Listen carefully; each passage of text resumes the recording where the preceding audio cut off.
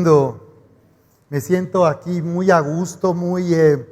¿Por qué no nos organizamos para que traigan unas tortas? Porque creo...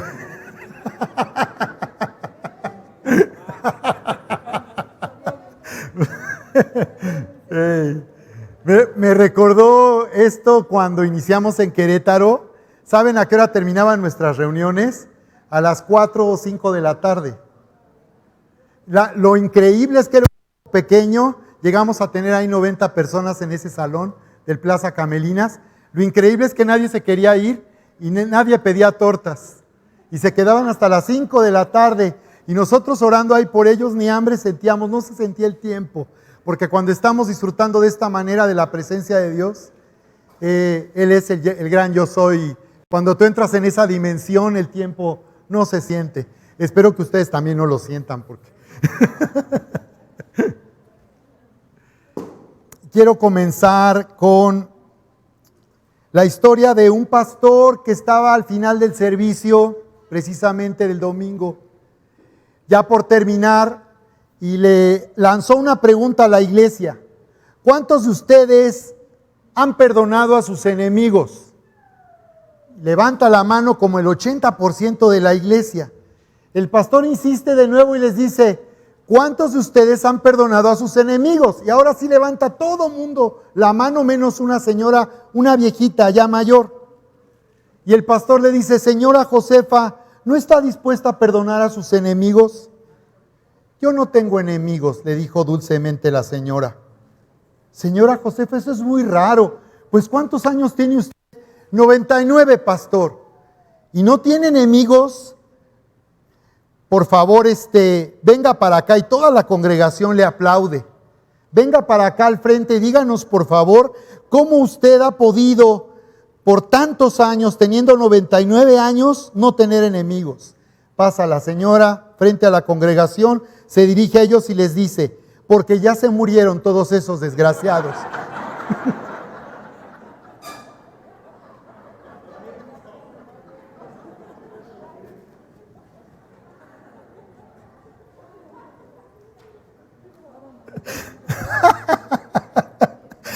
¿Alguien tiene enemigos? Familia, lo que hemos vivido este año y comienzo de esta década 2020 ha sido inédito, y en vez de un año perdido como muchos piensan, muchos sienten, muchos dicen, puede resultar el tiempo más provechoso de nuestra vida.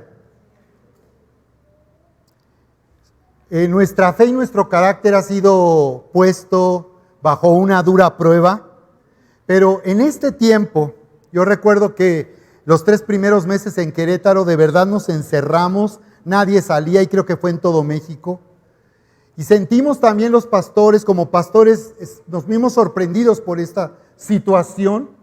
Yo recuerdo que también eso pasó en el ministerio, y que muchísimos pastores estábamos así como que confinados en casa, desde luego en mi caso usando redes sociales, que a mí me gusta mucho usar las redes sociales, pero por otro lado también sorprendidos por esta situación. Y yo sé que hasta el día de hoy este virus es como una piedra en el zapato, que no podemos evitar pensar en lo que está pasando, y desde luego que muchas personas se preguntan ¿hasta cuándo vamos a estar así? Y la verdad es que lo que tenemos que entender en medio de toda esta situación es que Dios tiene un propósito y un plan maravilloso siempre para nuestra vida. Y Dios nos está llamando a resetearnos en la vida cristiana. ¿Saben lo que es resetear? Como cuando un equipo, un teléfono, ya está saturado, ya no está funcionando, se traba, y tú lo tienes que resetear. El módem, ¿cuántos de ustedes lo han tenido que resetear? Y ese es el llamado que yo he sentido este tiempo a nuestra vida, a vivir un nuevo comienzo en la vida cristiana, a reinventarnos, a no regresar a la normalidad que muchos anhelan, pero que en realidad nuestra vida no debe regresar a donde estaba antes, sino que nuestra vida debe ir al siguiente nivel. Nuestra vida debe ir al siguiente nivel. Dile a la persona que que está a tu lado, Dios te está llamando a ir al siguiente nivel. Díselo.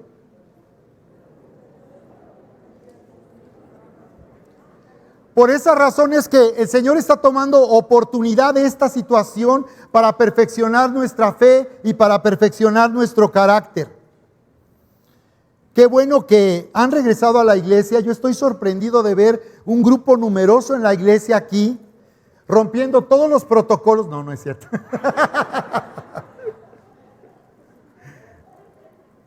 En Querétaro sí. Yo les avisé a la iglesia, miren familia, la verdad es que aquí en la iglesia no vamos a usar cubrebocas, no vamos a hacer la sana distancia.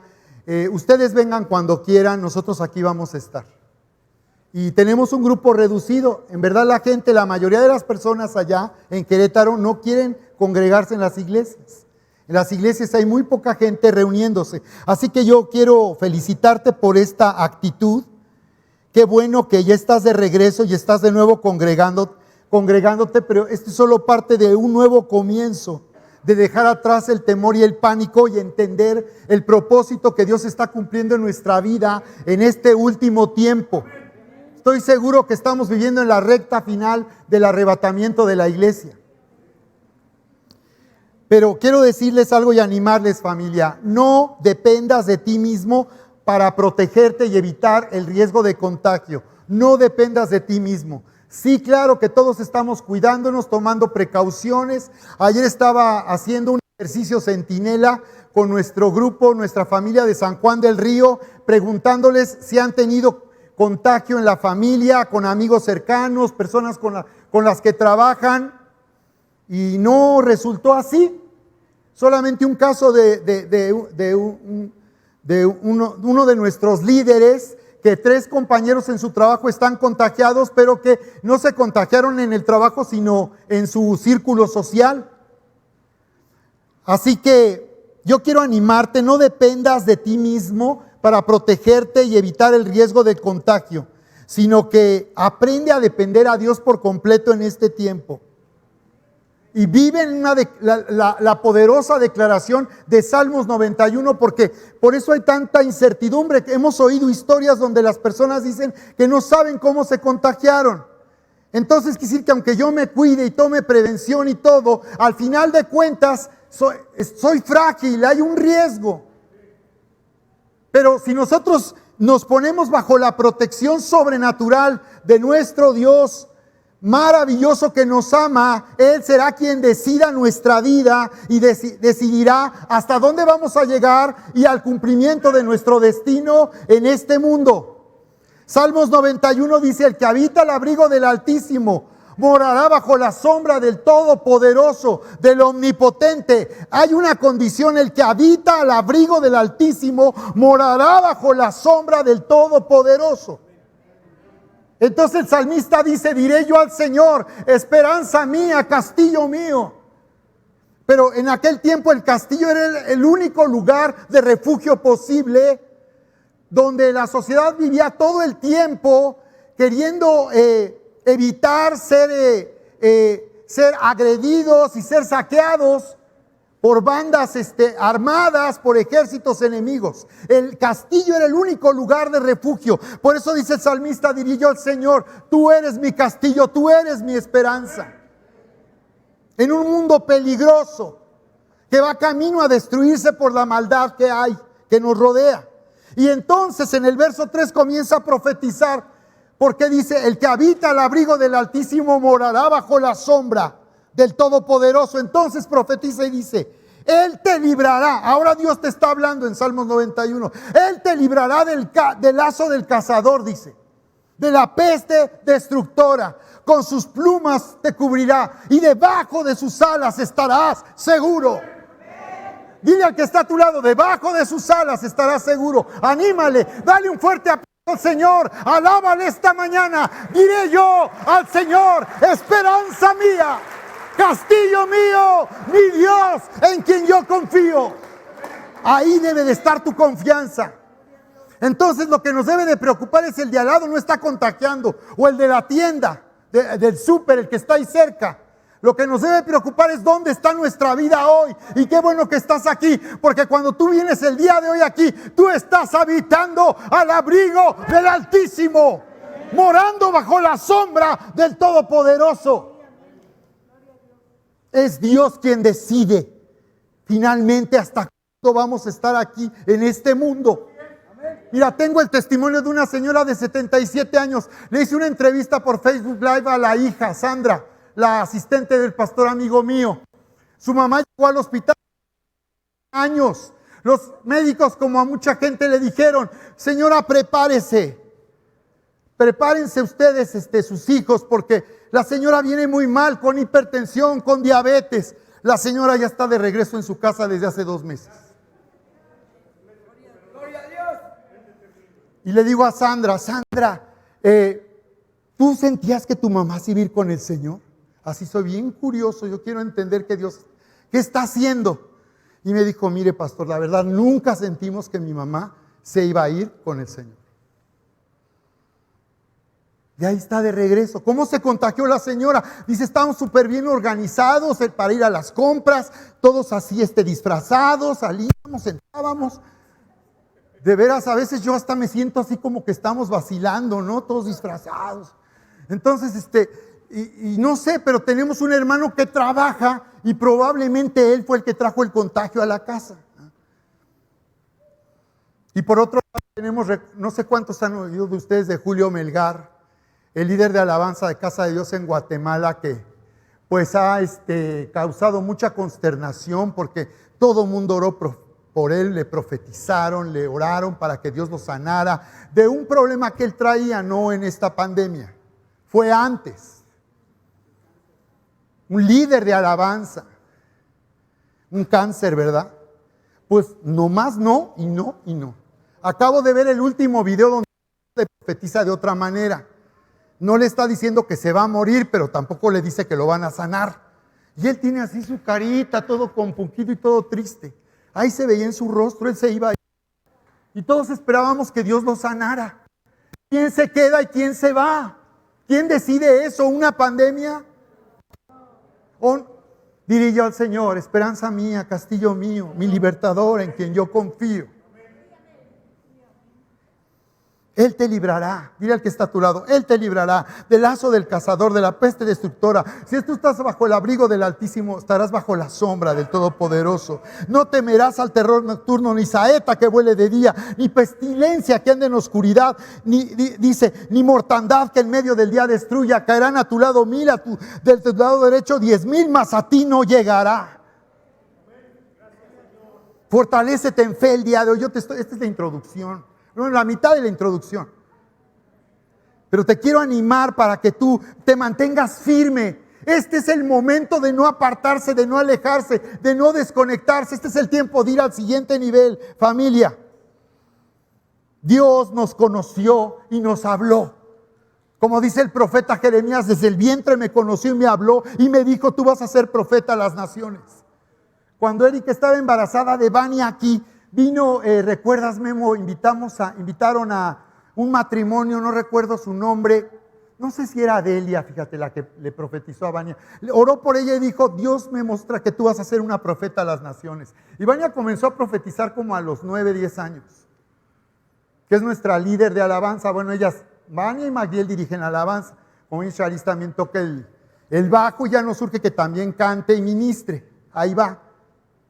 Pero así decía el profeta, cómo Dios nos habló, Dios nos conoció y nos habló como le habló a Abraham en un lugar de idolatría.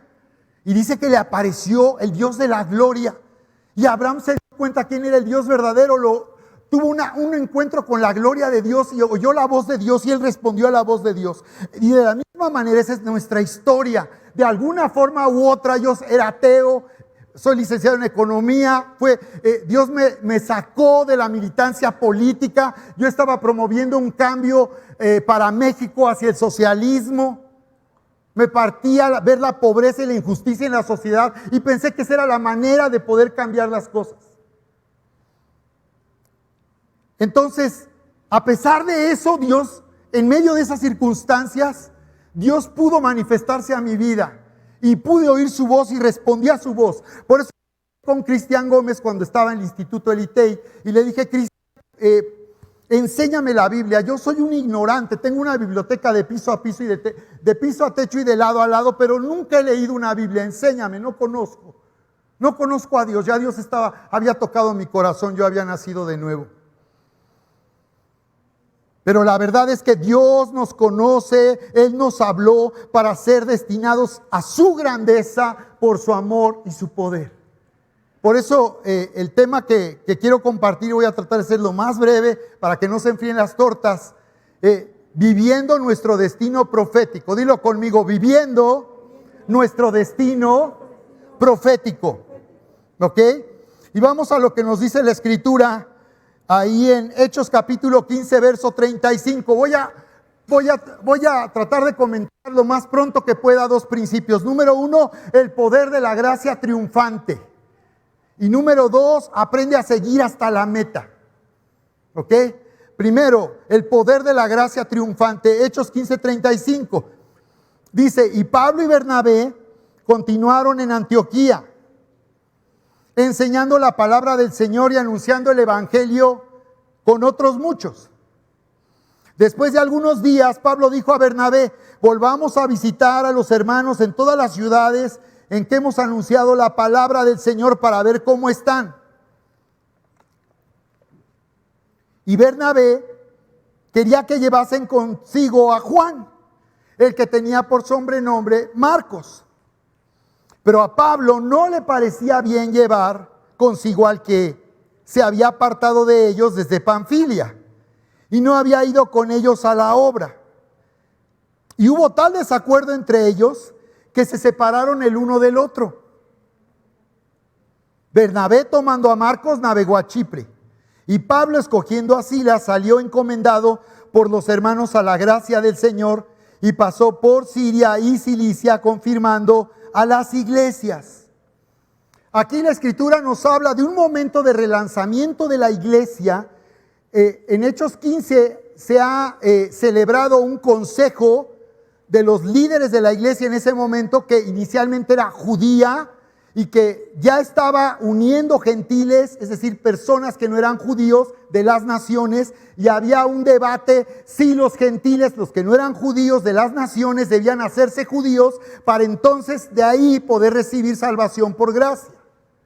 Y aún decían que debían ser circuncidados para hacerse judíos, y una vez que fueran judíos, entonces ya recibir a Cristo para salvarse. La iglesia había deliberado y había concluido que era la gracia. Triunfó la gracia en ese consejo y se resolvió que la salvación es por gracia y que no se trata de regresar a la ley o hacerse judío para poder conocer a Jesús, sino que es por la fe que el justo vivirá. ¿De acuerdo? Entonces la iglesia estaba siendo relanzada. Habían regresado Pablo y Bernabé. En Hechos 13 vemos cómo Pablo y Bernabé son separados de un equipo de profetas y maestros de Antioquía, de Siria, y son enviados a un viaje. Por eso son apóstoles, que decir apóstolos en griego, enviados. Entonces, ellos habían regresado, habían hecho un viaje a lo que es Turquía, el primer viaje apostólico, y habían ganado gentiles después de haber predicado en Antioquía de Siria.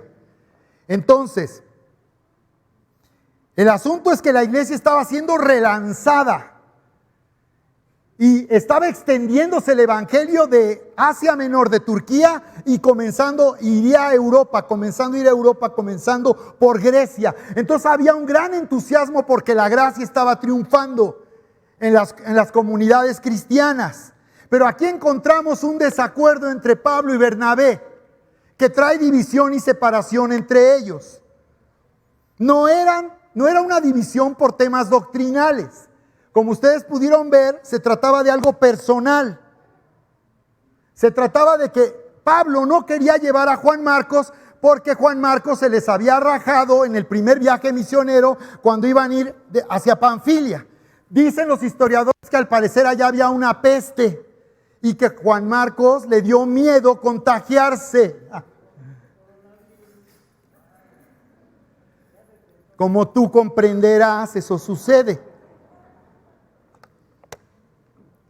Así que Pablo en esta oportunidad no quiso ya llevar a Juan Marcos. Yo en un tiempo en el ministerio era así como Pablo, de esa forma.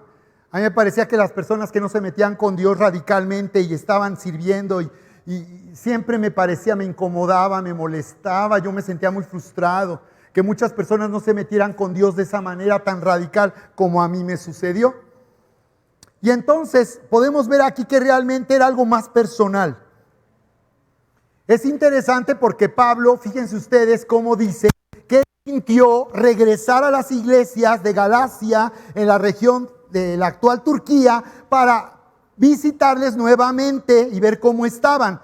A diferencia de Hechos 13, no dice que el Espíritu Santo les dio indicación de ir, pero sí el Espíritu Santo estaba ahí con ellos hablando. Porque me recuerda cuando Dios le dijo a Saúl, haz lo que te viniera a la mano, Dios estará contigo. Porque cuando el reino de Dios nos gobierna, el amor nos gobierna, la verdad nos gobierna. Y dice que Él produce el querer como el hacer.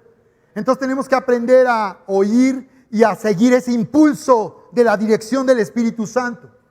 Por eso Pablo dijo, vamos otra vez, como nos decía aquí Erika, con gozo, con esa alegría, con el amor de Dios. ¿Qué nos estaba impulsando? El amor de Dios a regresar a ver cómo estaban las iglesias.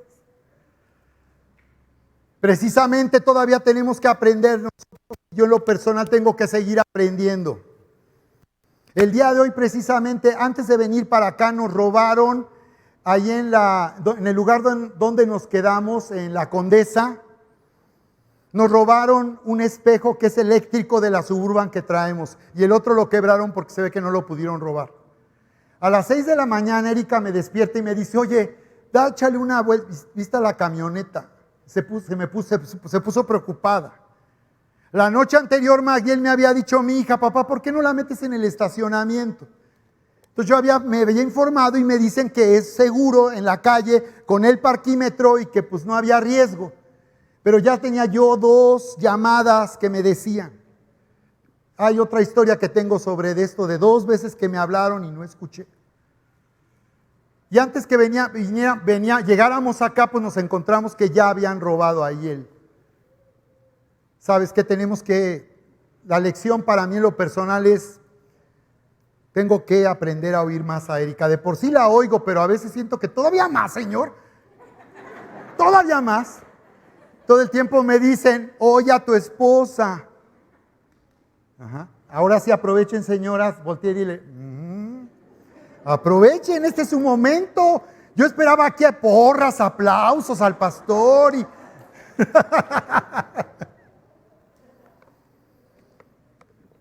Ay, luego sale muy caro no oír bien. Pero le digo, Erika, no te preocupes. Finalmente Dios provee todo lo que nosotros necesitamos y aún los errores que yo cometo, Dios me ha respaldado y me ha dado la provisión que necesito. Así que Pablo sintió ese impulso, él sí oyó correctamente y se fue. Y es interesante porque este libro de los Hechos existe como el Evangelio de Lucas debido a que Pablo hizo ese viaje hacia ahora, Dios le estaba llamando hacia Turquía y irse hacia Grecia. Y justo en Troas, antes de entrar a Grecia, conoce a Lucas, el médico que lo acompañaba en sus viajes. Y ustedes notarán en el libro de los Hechos que cambia la narrativa, porque ahora Lucas ya habla de que como eran en el equipo, ahora él se incluye en la narrativa y habla de que él va con ellos. Por eso tenemos el libro de los Hechos que narra lo que sucedió en estos viajes apostólicos. Entonces, lo que quiero mostrarte aquí es que a pesar de nuestras fallas, de nuestros errores al oír a Dios, de nuestros desacuerdos, de nuestras divisiones, a pesar de nuestros pecados, de nuestros fracasos, Dios nos ha unido con un lazo indestructible, familia. Por encima de eso está que Dios nos ha unido con su amor, con un lazo indestructible. Dios nos ha unido con personas perfectamente desconocidas. Dime aquí en la iglesia, ¿tú por quién votaste para que estuviera aquí contigo? ¿Por quién votarías que se vaya? No, no es cierto, no es cierto.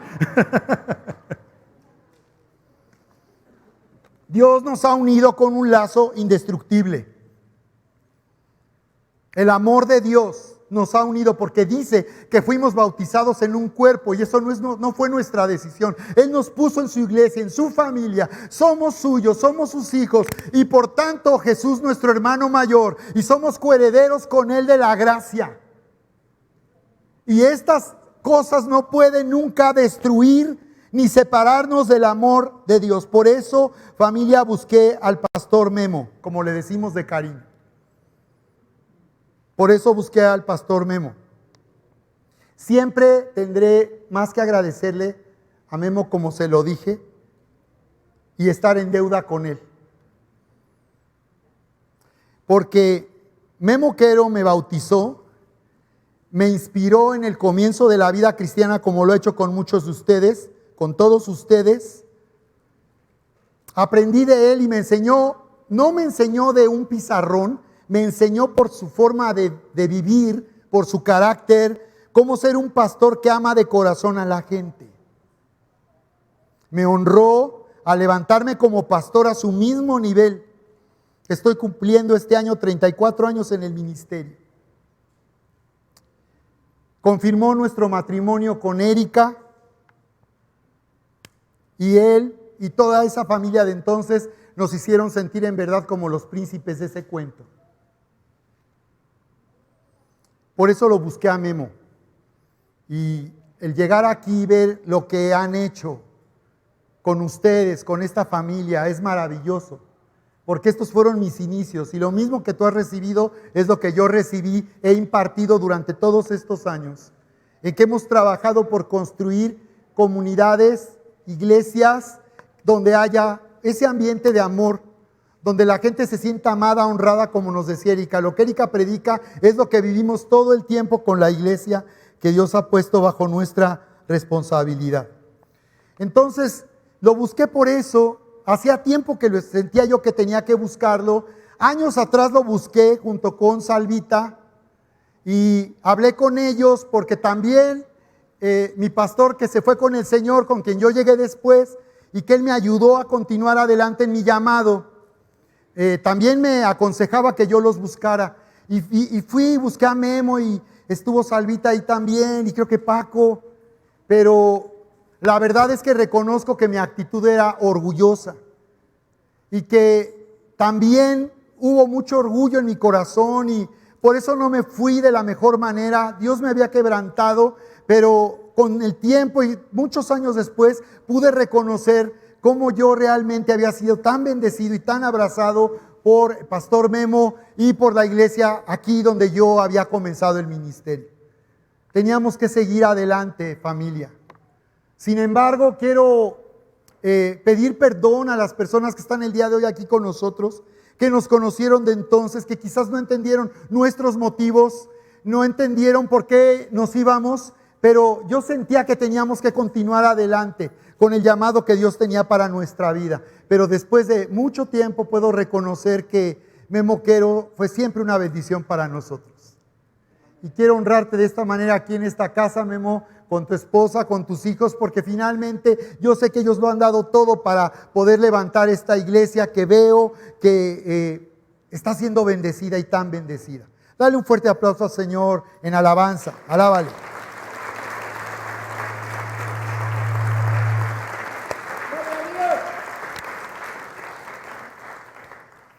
Así que yo hablé con él por teléfono, lo que quería yo verlo, ponernos al día. Yo estaba realmente sintiendo el cariño que siempre había sentido por él. Hubo un tiempo donde estaba yo enojado, pero sí en una actitud orgullosa, en una actitud arrogante. Pero finalmente Dios sanó mi corazón y lo que yo veo aquí en esta historia de esta separación entre Pablo y Bernabé, puedo ver cómo la unidad de la iglesia es lo más importante para el Señor. Para cumplir su propósito y nuestro llamado como iglesia para traer salvación a este mundo. Por encima de nuestros errores, nuestros pecados, nuestras divisiones. Como puedes ver en Génesis 3:15, cuando Dios puso a Adán en ese huerto y luego comenzó a regarla. Y cómo Dios no se detuvo con nosotros desde el principio. Ahí Dios hubiera cancelado todo. Es algo que le agradezco a Memo, que él apoyó mi ministerio. Y yo pude seguir adelante mientras estuve aquí porque Él apoyó el llamado que yo tenía, el ministerio. Y así fue el Señor. El Señor no se detuvo con Adán y Eva, no los canceló, se dan cuenta. Pero le habló a la serpiente y le dijo: esta mujer a la que tú engañaste y la pusiste en contra de mí, de ella vendrá una simiente que te va a aplastar la cabeza, aunque tú le muerdas en el calcañar. Entonces Dios, podemos ver que es un Dios de gracia. Este es el poder de la gracia triunfante. Y es que a través del amor de Dios, nosotros somos más que vencedores por medio de aquel que nos amó. Y que podemos ver a lo largo de toda la Biblia que pues casi nada es perfecto. Solamente como se casaron Isaac y Rebeca es una de las pocas historias donde veo que todo es perfecto. Y así me casé con Erika. Fue una historia perfecta para mí. Ella tiene sus dudas ahora. Pero como ya le escucharon, yo pues salí bien bendecido. Mucho más bendecido. Pero yo sí creo que así era la manera. Es decir, nosotros no tuvimos un noviazgo. Nosotros tuvimos una relación de cubrebocas. Eso es lo bueno del cubrebocas, ¿no? Que no le ves la cara al otro. Y hay unos que no solo le quieren quitar la cubrebocas, le quieren quitar la camisa y el saco y la blusa, ¿verdad? Para ver. Pero nuestra relación fue de cubrebocas. Un día teníamos una actividad y me acerqué a ella, ya me estaba así atrayendo mucho. Y recuerdo que se sentó en una pila de sillas, estaba haciendo el aseo. Y yo me acerqué así bien, pues así menso, ¿no? Enamorado. Ya empezando así, de esas veces que ya falla la onda. Así, no, sí me falló ahí. Pero, o sea, así, cuando andas ya medio oído. Bueno, a la primera reunión que tuve con Memo y Alex Carrión, fue una regañada la que me pusieron y me pidieron que no me acercara así, que mantuviera distancia y todo eso. Y que me volviera a poner el cubrebocas. Y bueno, yo, ¿cómo le llaman?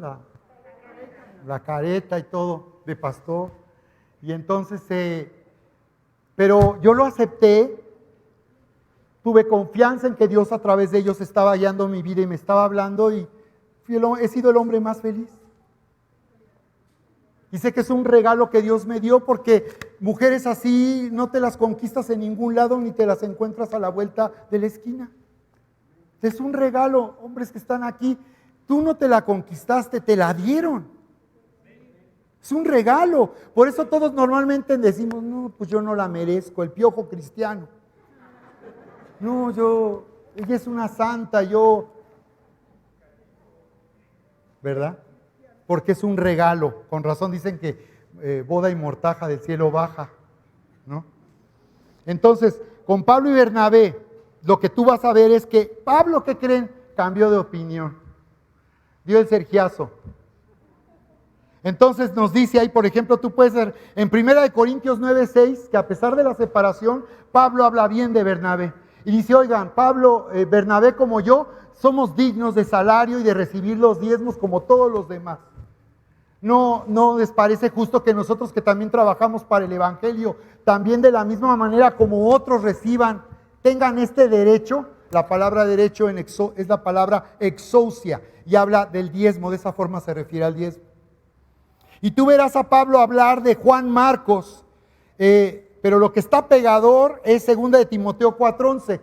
Cuando habla de Juan Marcos, dice en Colosenses 4:10 y Filemón 1:24, manda saludos a la iglesia y menciona que Juan Marcos, el sobrino de Bernabé, está con él. Ya estaba con él en su segundo y tercer viaje misionero. ¿Qué pasó? ¿Cuándo se arreglaron las cosas? ¿Por qué no nos dice la Biblia algo al respecto? Pero se arreglaron, porque el lazo que nos une a nosotros es indestructible.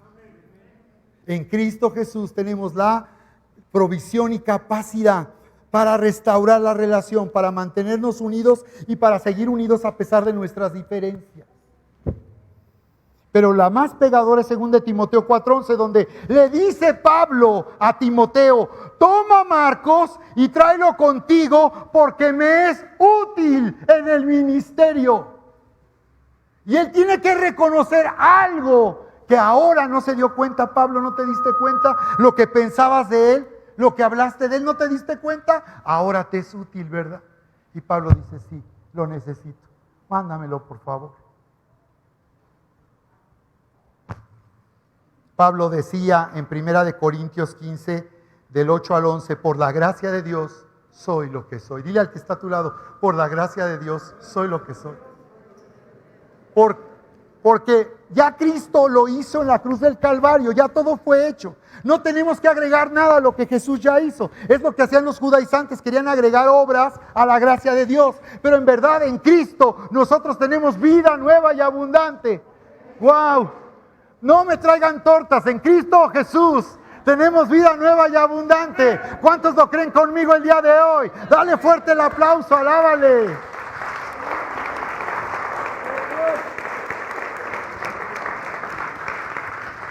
En Cristo Jesús ya tenemos toda la capacidad para amar. Más bien por eso es un pecado no amar. Y no perdonar es un pecado, es un error. Por eso cuando tú no perdonas, ahora te sentirás culpable y tendrás que pedirle perdón al que te ofendió. Porque como no le perdonaste, el problema ya no es lo que te hizo, sino que tú no lo has perdonado después de que Cristo te perdonó a ti. Y dice ahí la Escritura, ¿no? Dice, quítense de vosotros. No le digas a Dios, quítame esta amargura, Señor.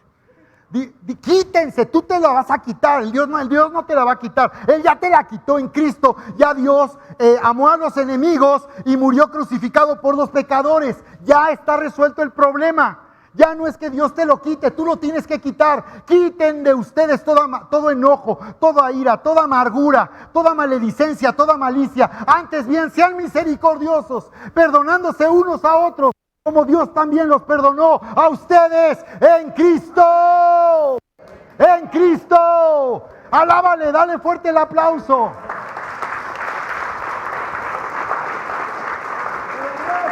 Sí, porque si no alabas así yo no termino y sigo predicando otra hora, ¿eh? No, aquí voy a terminar ya. No puedo seguir más.